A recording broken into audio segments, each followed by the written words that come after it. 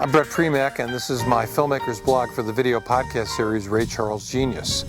By the late 60s, Ray Charles was a popular television guest on shows hosted by Johnny Carson, Joey Bishop, Bill Cosby, and many others, including singer Andy Williams. Before an appearance on NBC's Andy Williams Show, Ray met with Mike Post, who was the youngest musical director in television at the time.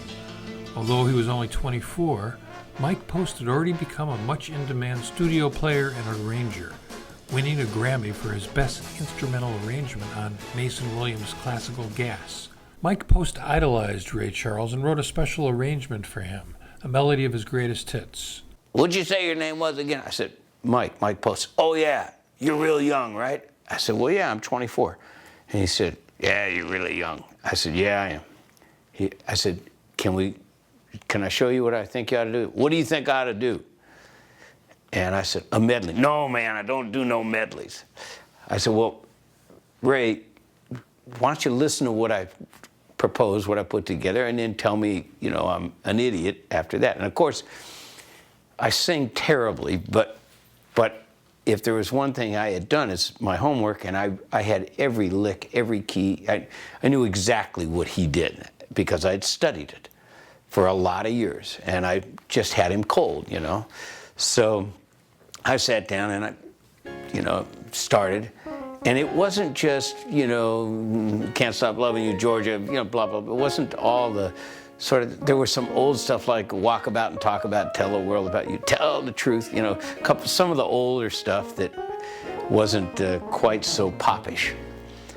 And I guess it went through about 8 or 9 songs or pieces of songs in about 11 minutes. And so I finished it, and while I was going through it, even though my nickname growing up was Blind Boy Bagel, because my version of the blues is just ridiculous, but at least my heart's in the right place. And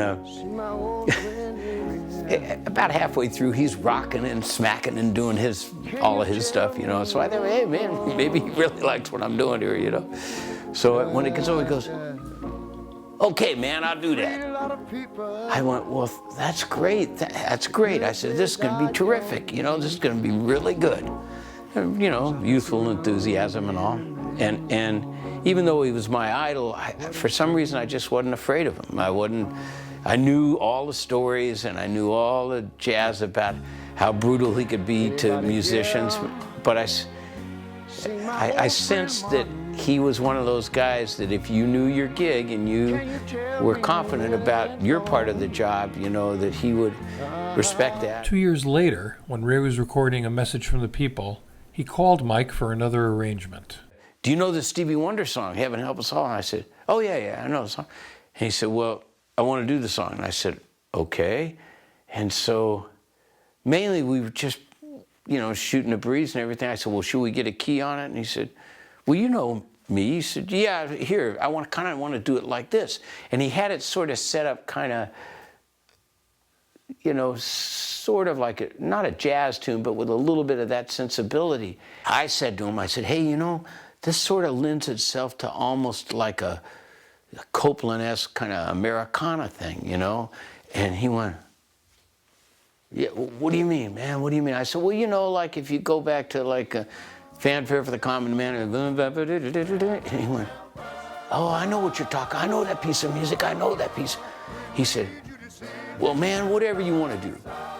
He said, if you want to do that, just go ahead on, do that. And so I said, okay, thank you. That's, he said, no, I want you to stretch, man. Go ahead and stretch. He said, you don't have to take my changes and everything.